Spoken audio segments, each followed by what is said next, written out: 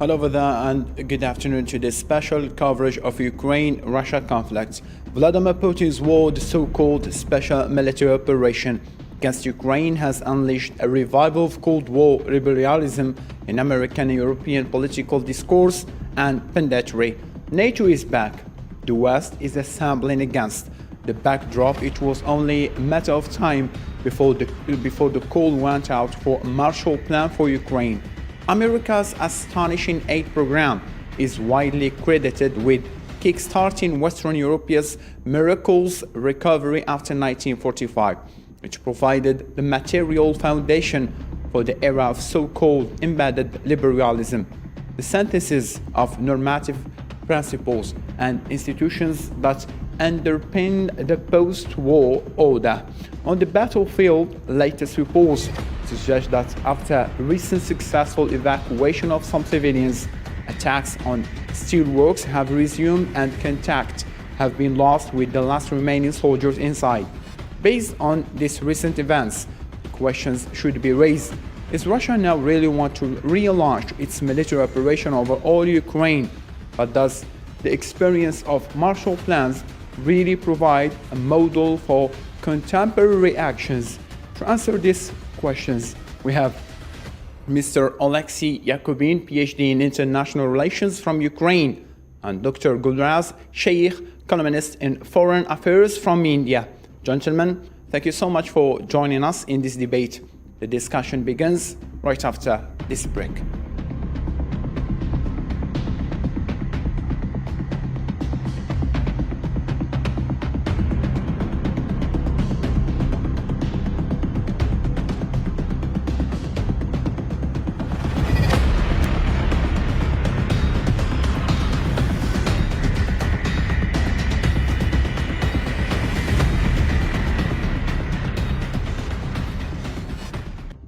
And before we delve into our discussion, let's tackle this piece of information. Zelensky accuses Russia of not respecting their promise of truce on the Azovstal sites in Mariupol, the last pocket of Ukrainian resistance in the port city devastated by bombardments. More in this report.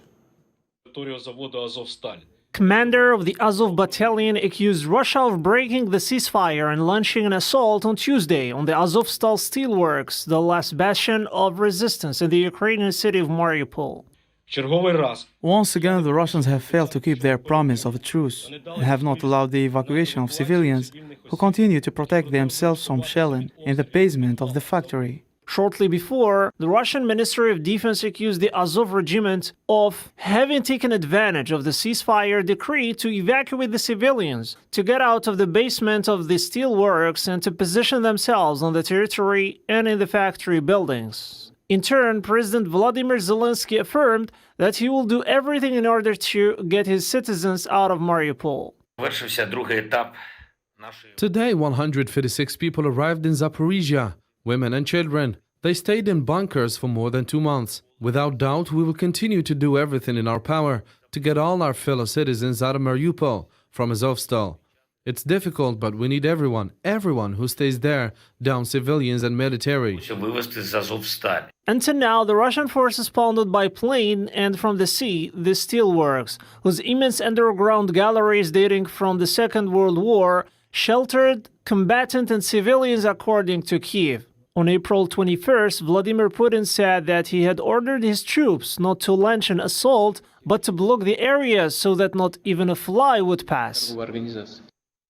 And now coming back to our debates, Mr. Alexei, since you are closer than any to the current situation, what are you saying about Ukraine accusation? Is it really true that Russia have done it again? I mean, breaking the ceasefire? First of all, in my opinion, very important. Even this situation with the humanitarian corridors and liberation of the civilians from the Azovstal. Yeah, because now it's near 1,500 civilians.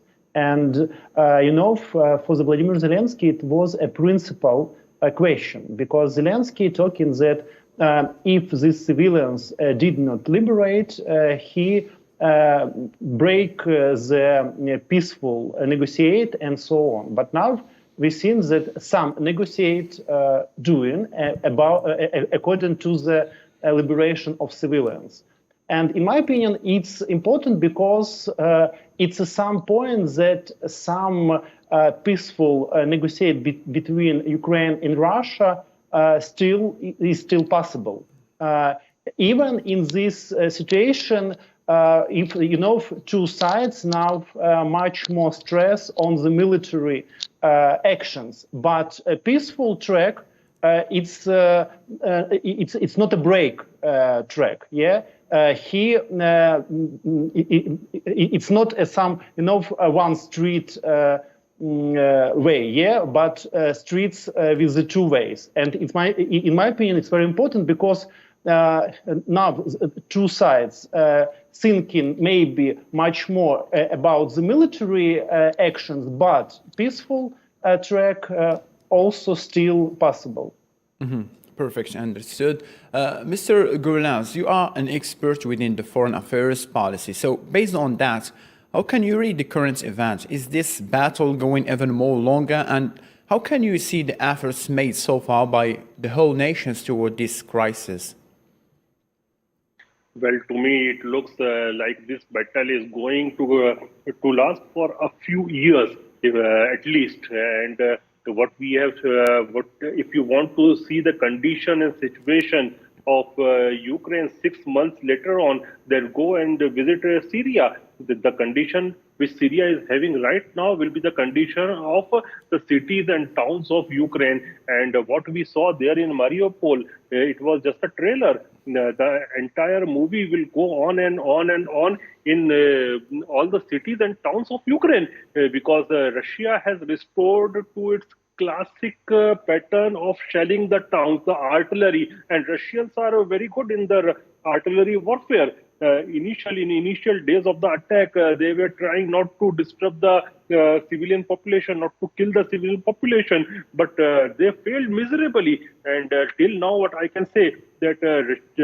what all we have seen by the gains of Russian army, nobody is impressed by a superpower who is losing on all the fronts, at least when compared, when you are fighting the war with a very small country. So they have not performed well at all. And right now it is an existential crisis for Russia. And they are taking it as an existential crisis. So the world in general and Ukraine in particular and Europe also, especially the Eastern Europe, are in very dangerous waters because when big nations take any situation as an existential crisis, they go and take the dangerous steps. So there is a very high possibility of Russia using dangerous steps.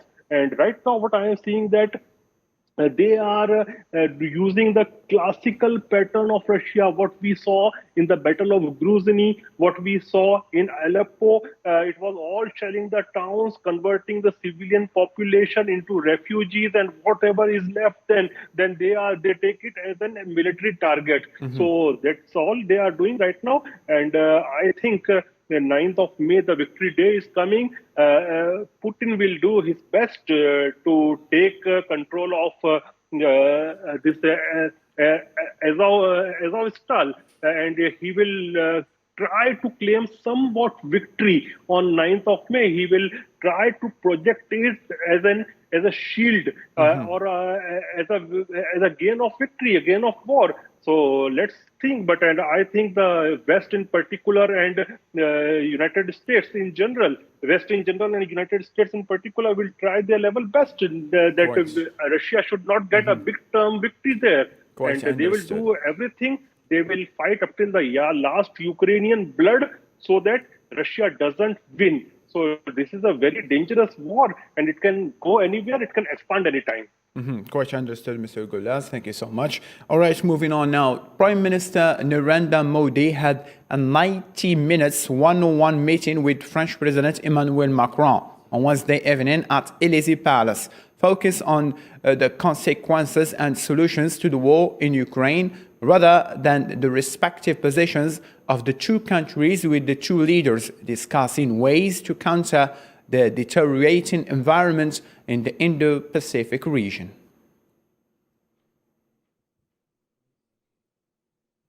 So, Gulas, coming back to you again. Now, India is being put in the middle. Russia trying to strengthen its relations with India. USA warns India if intended to aid Russia.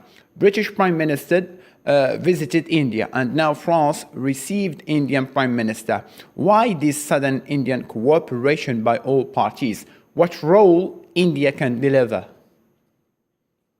India is a very potent and important actor right now in general in the global community and in particular in the Indo-Pacific. And right now, okay, this is a distraction. Ukraine war is a distraction. Otherwise, the pivot of global geopolitics right now is Asia-Pacific or Indo-Pacific. And without India, you can't imagine Indo-Pacific because the United States and West want to check and control China, because rise of China is not good for anybody, let it be for the West or for United States or for India, because it will be a shift in the global politics, and mark my words, it will be a very, very ugly world dominated by Chinese. So India is the pivot for resistance of world resistance against China, and that is the reason the whole global community wants India on its side. But as far as Russia is concerned, India is having 7 decades old relationship with Russia, and it's a very time-tested relationship. So India is doing its best to resolve the conflict in a peaceful manner. But if the global community wants that India should sanction Russia, that is not going to happen. There are 2-3 reasons behind that. Number one, in general, there is a goodwill between the two countries. Number two, India is having about 70% of its military hardware which is made in Russia. So that military ties are very, very much there. Plus, if you look at the previous record, at least 9 times in the United Nations Security Council, Russia has vetoed for India. So we can't just ditch away Russia like that. But yes, India and Narendra Modi ji, he has specifically said that nobody is going to win this war. This war must end in a peaceful manner. And Perfect. India, meanwhile, is also supplying humanitarian aid to Ukraine. So we want that resolution must be there. Peaceful resolution must come out. Perfectly understood. Mr. Alexei, what are you saying about this? Do you think that India can play a major role to end the war or to push the escalation even forward between the West and the East? No, from the Kiev's position, role of India or China, it's not maybe a role about pro-Ukrainian, but in some aspect neutral, but in some aspect even pro-Russian. Yeah, because from the Kiev's position now, one of the most important questions is a question about the embargo on the energy resources from Russia, oil and gas. But if we look at India or China, we see that this country did not support this idea, because from the Zelensky calling to the European country, to the USA, it's about the total ban, of the embargo of the Russian energy resources. But in China talking that they has different position, that they want to buy Russian energy resources, oil or gas, with the low prices and so on. And that's why from the Kiev position, it's not in some aspect pro-Ukrainian and maybe position for the stop of war, because it's clear that Russia uses this money from the energy resources to support their army machine, and support their war situation in Ukraine. And in some aspect, I disagree with my colleague, because in my opinion, some comparison between Ukraine and Syria, it's not correct, because in Syria, different situation. Syrian president calling to the Putin for the support and so on, about the Assad. But Vladimir Zelensky did not call Putin before the military invasion to Ukraine. And now Ukraine is a sovereign country, under the Russian attack. It's a different situation, it's different situation. And in my opinion, this difference also in the some duration of this military aspect, because for the Russia, in my opinion, this situation with the military actions now much more longer than in Russia thinking. And maybe Russia need some measures, some actions to stop this situation. Yeah, because in Kiev now we waiting for the 8th of May, Victory Day. Yeah, and thinking what Putin will call in about the military situation. So, sorry to cut your train of thought, Alexei. We will come to this point because it is raised in my questions. Mr. Gorlaz, Mr. Alexei is saying that kind of he disagree with the idea that Ukraine is just like Syria because there are different options and different situations. What are you saying about this?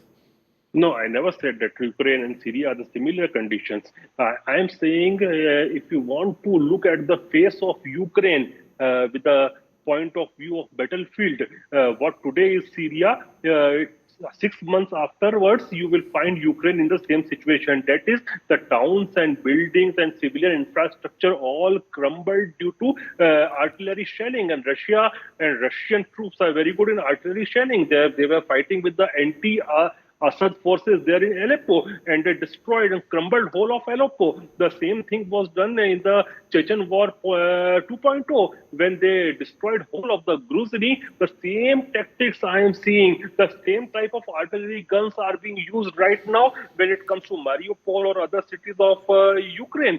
So in that context, I was saying that the face of Syria, today's Syria is the face of futures 6 months afterwards of Ukraine. In that context, I was referring that. And since the beginning of this conflict, I am saying that there will be no third world war in general like that, like previous two world wars. In today's day and age, Understood. The wars will be like that happening in Syria, where all the powers will be fighting their battles on the blood and flesh of other people, on the third country. And that third country is unfortunately, that is Ukraine. And I can bet you and tell you that Russia is going to fight like crazy, and the Western world, Europe and America are going to fight up till the last Ukrainian. The battle is between West and Russia, not Ukraine. Understood. Understood. We will come to this point.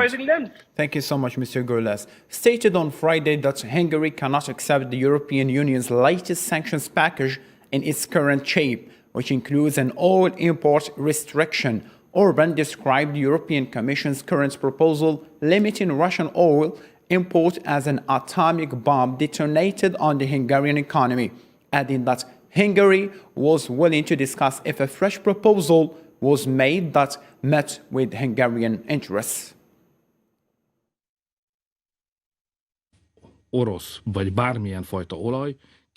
Russian or any type of oil can only arrive via pipeline, of which one end is in Russia, the other in Hungary. This is a condition we have. We cannot accept a proposal that ignores this, because this is proposal in its current form equals an atomic bomb thrown onto the Hungarian economy. Egy magyar gazdaságra ledobott atombombával. Tegnap összehívtam az összes. The sanctions that we have so far introduced have caused more trouble for the European economy than for Russian one. I do not consider them a good tool anyway. Magyarország számára. Tehát az Unió azt kéri, hogy Mr. Alexei, coming back to you now before coming back also to Mr. Gorlaz. As a direct question, as a Ukrainian, don't you think, Mr. Alexei, that Ukraine is being used as a weapon to harm Russia, as a proxy to fight Moscow on behalf of the Western nations? In other words, NATO, if I'm wrong with this idea, will you explain to me the weapons delivery each day, each week, and the sanctions imposed each month? Why they don't seek solutions in a different manner, Mr. Alexei? But no Ukrainian major politician or in power or in opposition, for example, Yuri Boyko calling to Russia to invasion in Ukraine. And in my opinion, it's a different situation because Russia begin this process, not Western, yeah? Because in Ukrainian society, yes, we're talking about the different direction, natural status, or maybe to the NATO join, or something else. But it's not West to stress Russia, yeah, to invasion to Ukraine.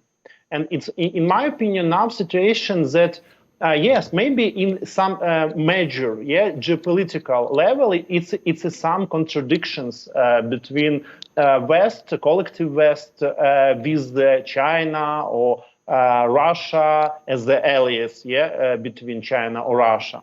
But in the Ukrainian case, it's a situation that Ukrainian now under the invasion, and this invasion starts from the 24th February from Russia.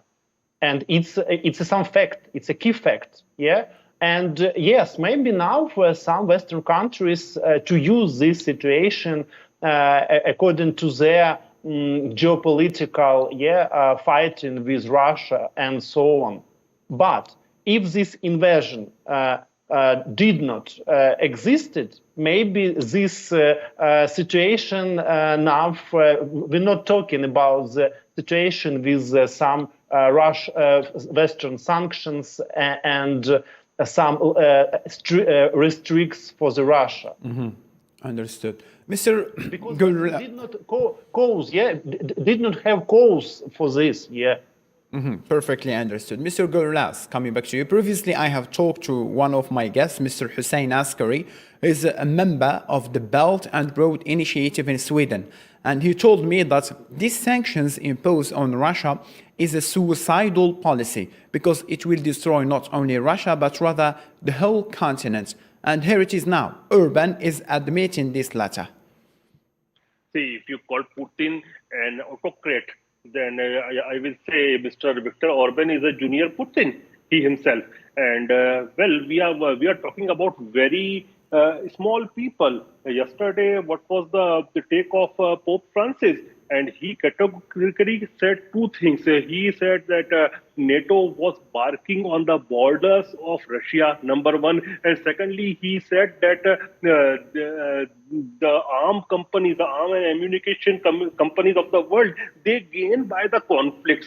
So these were the words yesterday by the Pope Francis, who is the head of the Catholic Church. So there are many things and many rifts within the Europe and Western world also. And these rifts are going to come out as the war increases, as the financial conditions deteriorate. And mark my words, within a couple of months, the Europe will see at least 4 to 5 million barrels of less of crude oil, because you are sanctioning Russia, you have already sanctioned Venezuela, you have already sanctioned Iran. So how much the oil United States can produce and how much oil the GCC countries can produce. Plus, in the year end, there are midterm elections in United States of America. So mark my words, the Biden administration is not going to export oil. So there will be energy issues in Europe and in the world in general. Energy will be definitely very costly, and in our generation has seen all the progress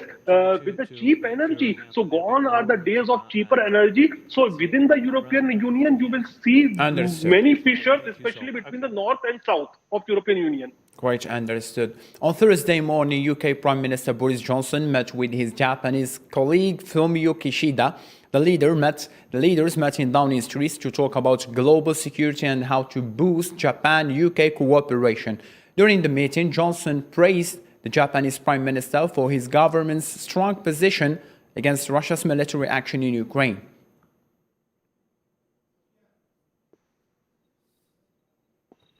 Mr. Oleksiy, now, I believe this is the last question we do have because the time is limited. So, staying with the direct British interference, Mr. Oleksiy, British intelligence service is saying that Russia now is more than ever looking to take all of Ukraine, reporting that President Vladimir Putin could use the 9th of May victory parade to announce an escalation of military action. Russian officials are denying. So, what is the expectation over that? In your opinion, which fact that is close to be true? You know, some Ukrainian politician, for example, Prime Minister of Ukraine, also talking about these options, about the, some new or stress actions from Russia, big actions from Russia after 9 of May. But in my opinion, it's some contradictory question, because for Russia, if Russia, talking about the declare war for Ukraine, for example, or some mobilization of the people, it's clear for the Russian people that military operation, in brackets, did not doing in Russia official politicians say, because if Russia need much more pressure to Ukraine, much more stress or military action to Ukraine, this is clear that military operation before this decision is not good or is not full complete, And in my opinion, it's some dangerous for the Russian politician, because Russian politician also talking for the internal auditory. What's happened with the Russian military? Because now Russian military much more than 2 months or 3 months here in Ukraine. Okay, understood. Mr. Guras, India has abstained to vote against Russia's suspension, and Japan voted for the suspension. Now, Russia barred 63 Japanese officials, including Prime Minister, yesterday, based on this fact that Japan has chosen a side in the conflict, and now British Prime Minister hates Japan. So, to this point, do you think that Russia will do the same with all the other countries who voted for yes? Well, I can't say directly that it will do with all those countries, because it's difficult to pick a fight with every country and each country. But pushing Russia too much and too much hard is not good, because you can't afford to have a North Korea kind rogue Russia. Because if you are having a rogue Russia like North Korea, then the consequences will be very bad for the world in general. But as far as India is concerned, India is not going to vote against Russia because of historical reasons as well as because of present reasons. We do not want to make China and Russia. We don't want to club China and Russia at our border. We want to keep them separate, at least on our borders. So even just two years back, there was a conflict on our border with Chinese army. Russia was a neutral party. They never came and they never spoke anything in support of China. So at least in our region, we want to keep the two powers, that is Russia and China, apart. And we are successful in doing that. Understood.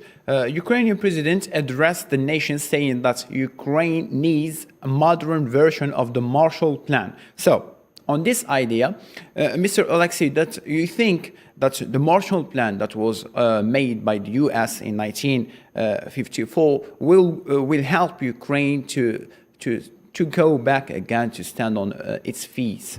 I believe 2 minutes left, so 1 minute to each. Go ahead. Yes, I agree, because now Ukrainians need much more help and resources from the West to restore economy and restore country. And if it's some little bit of the Marshall Plan for Ukraine, it's good, because now Ukraine want to join to the European Union, and maybe from the European line, some funds from the European Union, or maybe some American funds, because Ukraine, now need much more help from the West. Because economy in some aspect destroyed. Because according to the official information, near 30 or 40% of the Ukrainian GDP now lose for Ukraine. Okay, understood. 1 minute left, Mr. Gulas. What are you saying about this briefly, please? Well, Zelensky is correct in asking for a Marshall Plan-like of situation or support, and definitely Ukraine needs at least 500 to 600 billion US dollar worth of aid to rebuild the country. But where is the aid and where is the money? Just some months back, when there was a meeting of G7 countries, President Joe Biden said that in comparison and in competition with the Belt and Road Initiative of China, America and G7 countries will be working on the policy of Build Back Better World, B3W. Where is anything? It was Thank just you, in Mr. air. I can't see Gorlas. anything. I beg your pardon to stop you over here. Mr. Alexei from Ukraine, Mr. Gorlas from India, thank you so much for joining me in this debate. A special coverage also will be held tomorrow. So for now, have a blessed evening.